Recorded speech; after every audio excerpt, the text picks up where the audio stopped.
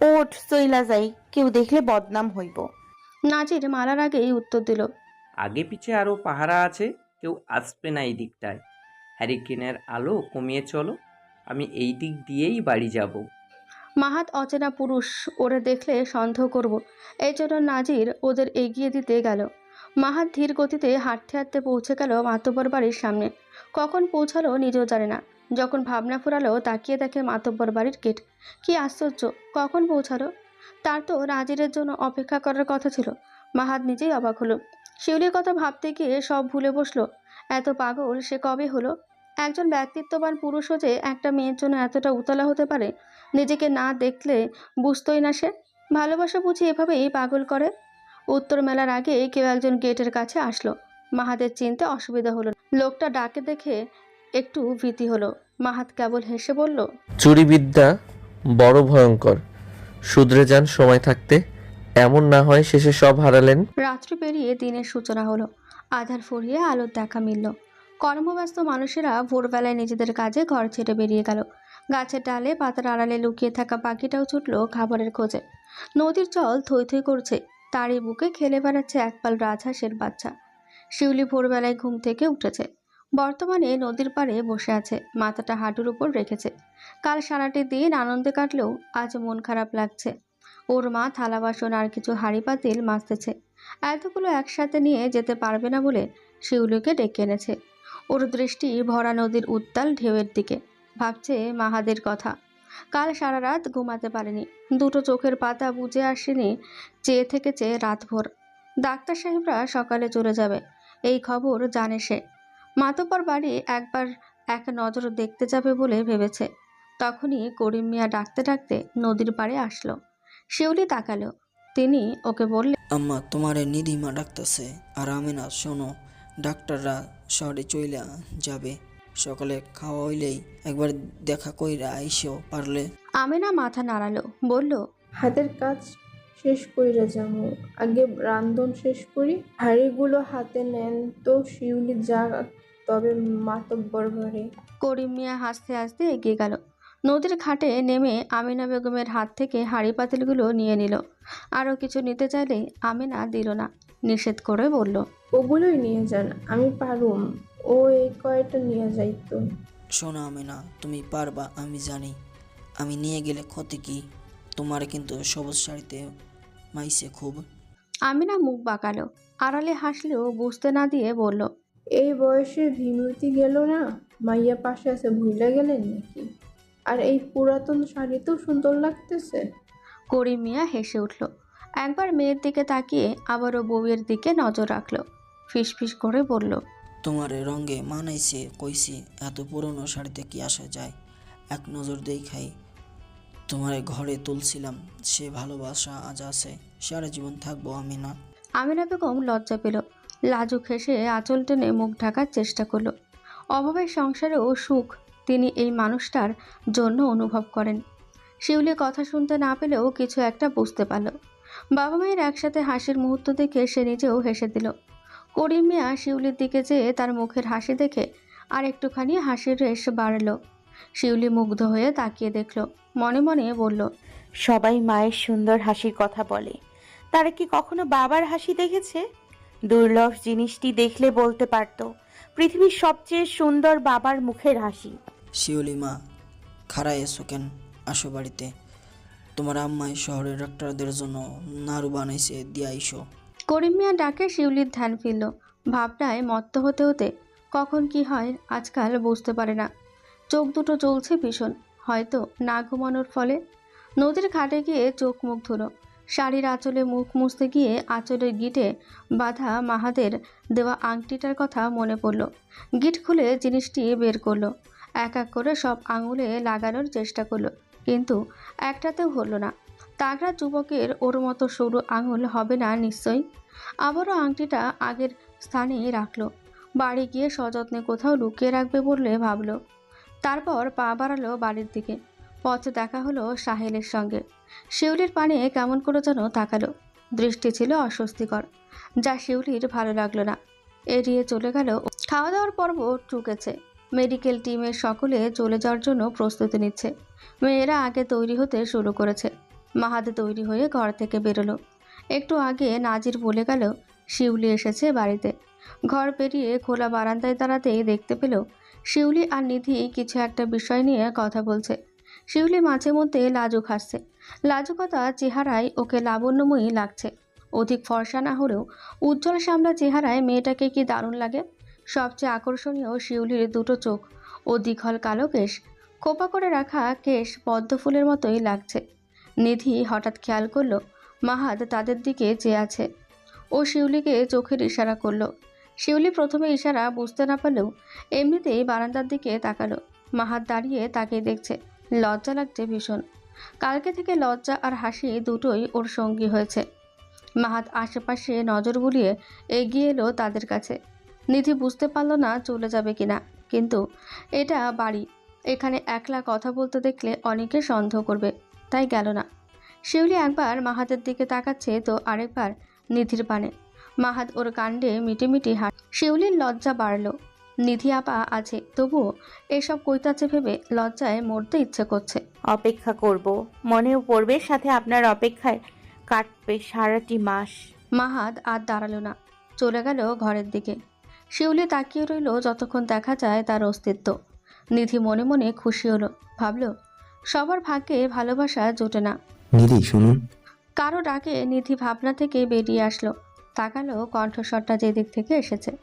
শাহিদ দাঁড়িয়ে আছে বারান্দার শেষ প্রান্তে। নিধির ডাকে সাড়া দিয়ে এগিয়ে গেল।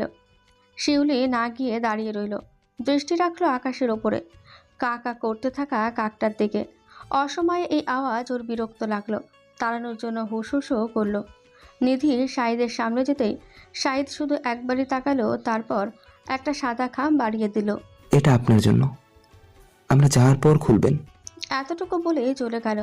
এক পলকের পর আর তাকালো না পর্যন্ত। শুধু নিধি শূন্য চোখে তাকিয়ে রইল, যে চোখে আকাশ সম শূন্যতা বিরাজিত।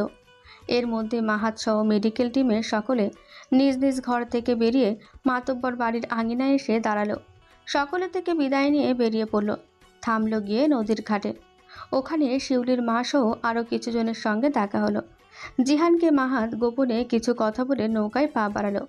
উঠতে পেছনে শেষবারের মতন তাকালো। শিউলি এখনও স্থির দৃষ্টিতে তাকিয়ে আছে। লজ্জা পাচ্ছে না আজ।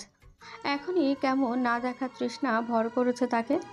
সকলে বসে পড়ল ছইয়ের ভেতরে। কেবল মাহাদি ছইয়ের বাইরে রইল। দেখতে থাকলো প্রিয়তমা, সোনার কন্যাকে।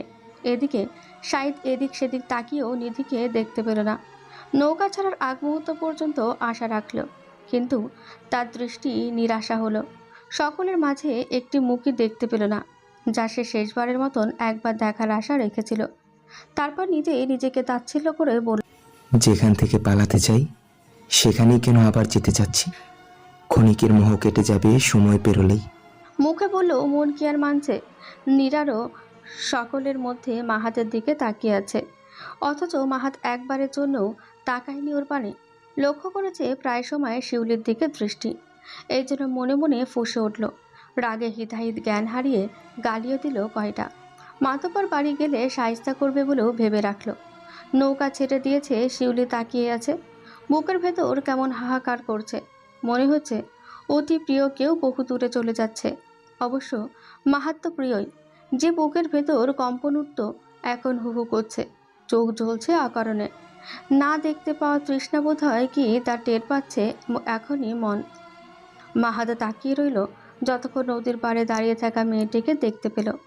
একসময় মিলিয়ে গেল নদীর পাড় এবং শিউলি। তখনই হৃদয়ে ফাঁকা অনুভব করল সে। শাহিদের নীরব মুখ, মনে হচ্ছে মূল্যবান কিছু জিনিস রেখে যাচ্ছে এই গ্রামে। আসলে ভালোবাসার চেয়ে মূল্যবান আর কি হতে পারে? কিন্তু সে তো বাধা আছে অন্য ঘাটে। হৃদয়ের খবর কয়জন রাখে? দুজন বিষাদ নিয়ে ফিরে গেল শহরের পথে। একজন আশার আলো রেখে আরেকজন নিরাশায় রেখে। সময় কোন দিকে নিয়ে যায় সেই অপেক্ষায় থাকতে হবে সকলকে। গভীর রাত, চারিদিকে ঘুটঘুটে অন্ধকার। দূরে কোথাও শিয়ালের হাঁকডাক শোনা যাচ্ছে। বর্ষায় শীতের তোপে গায়ে লেপ জড়িয়ে মানুষ তখন গভীর ঘুমে আচ্ছন্ন। কেবল কিছু নিশাচর পাখি জেগে আছে, আকাশে উড়ছে অবিরত। নিঃশব্দের মাঝেও তাদের টানা ঝাপটানোর আওয়াজ পাচ্ছে নিধি। নিশাচর পাখিদের সঙ্গ দিতে জেগে আছে সে। পুরো বাড়ি নিস্তব্ধতায় মোড়া। নিধির চোখে ঘুম নেই। বারান্দা পেরিয়ে গেটের পূর্বে একটা চেয়ার পাতা থাকে, ও সেখানে বসে আছে, হাতে একখানা পত্র, যেটা ও কয়েকবার পড়েছে। শেষবারের মতন আরেকবার পড়তে শুরু করলো। সংকোচে প্রিয় সম্বোধন করতে পারিনি। প্রিয় ডাকতে বোধহয় প্রিয় হওয়া প্রয়োজন। জানেন আপনি আপনি মানুষটা নারকেলের মতন, বাইরে কঠিন ভিতরে নরম। নিজেকে কঠিন আবরণে ঢেকে রাখেন কেন? আপনাকে দেখলে আমার ভয় লাগতো। ভাবছেন আপনাকে কিসের ভয়? কঠিন আবরণের ভিতরে নরম আপনাকে দেখার পর হৃদয় যখন আপনার দিকে টানতে চাইছিল, সেটারই ভয়। আমি চাইনি ভয়টা সত্যি হোক, আপনার দৃষ্টি আমাকে থমকে দিত। এজন্য সুন্দর দুটো নিষিদ্ধ চোখের দিকে তাকানোর সাহস আর করলাম না। ও চোখে আমার জন্য ভয়ঙ্কর সর্বনাশ অপেক্ষা করে। তারপরেও মন মানে না, চেয়ে ফেলি আড়ালে ডালে। আপনার মনেও হয়তো সুপ্ত অনুভূতি আছে, আমি টের পেয়েছি। অনুভূতিগুলো চলে গেলে ফিকে হয়ে যায়। আচ্ছা, আপনি আমাকে মনে রাখবেন? মনে রাখার মতো বিশেষ কেউ বোধহয় আমি নই। আজকের পর হয়তো আরো আরো কেউ বা থাকবো না। মনে না রাখাই ভালো সম্ভবত। যদি আমি প্রতিজ্ঞাবদ্ধ না থাকতাম, তবে আপনার দু চোখে চেয়ে নিজের সর্বনাশী ডেকে আনতাম। প্রতীক্ষা ভঙ্গ করে নিজে সুখী হয়ে আরেকজনকে দুঃখী করা, এটা হয়তো সৃষ্টিকর্তা পছন্দ করবেন না। তাই সবটা ভুলে চলে গেলাম। শুনুন, আপনি জীবনে ভীষণ সুখী হন। আপনার অতরের মিষ্টি হাসি বহাল থাকুক সব সময়। আপনার সঙ্গী আপনার মন মতো হোক, এই দোয়া ও প্রার্থনা রইল। ভালো থাকবেন। ইতি সাহিদ। চিঠিটা পড়ে নিধির চোখের কোণে জল চিকচিক করে উঠল। যা কেউ দেখল না, শুনল না ওর মনের আর্তনাদ, যে মন শুধু ওই নিষিদ্ধ মানুষটাকে ডাকছে। না বলেও প্রেম হয় তার প্রমাণ নিধি পাচ্ছে। চিঠিটা রেখে দিল হাতের মুঠোয়। তারপর তার ছেলের হাসি দিয়ে আওড়ালো, আপনি আমার জীবনে বসন্তের ঝরা পাতা সাইদ। নতুন পাতার আগমন ঘটলেও আপনি আমার না চাইতেও মনে রাখতে রয়ে যাবেন। শিউলি জপিতা বিবিকে সকালের খাবার খাইয়ে দিচ্ছে। খাওয়ার আগে তিনি নাতনিকে প্রশ্ন করলেন, তোর বিয়া হইয়া গেলে আমারে কে খাওয়াই দিব? তোরে কাছে কুলা বিয়া দিমু দাদি। শিউলির হাত থেমে গেল। প্রথমে মাহাতের কথায় মনে পড়ল, তাকে সঙ্গী করতে হলে পাড়ি দিতে হবে বহুদূর শহরে। সবাইকে ছাড়া থাকবে কি করে, আর মনের ভেতরে মানুষটাকেও ছাড়বে কি করে? দুই ভাবতে বসে শিউলির মধ্যে দ্বিধা চলল। কিলো শিউলি, খাওন কি আর দিবি না? জবেদা বিবির কথায় শিউলি ভাবনা থেকে বেরিয়ে আসলো। চমকে উঠে বলল, দিতাছি। শিউলি খাওয়ানো শেষ করে উঠে পড়ল।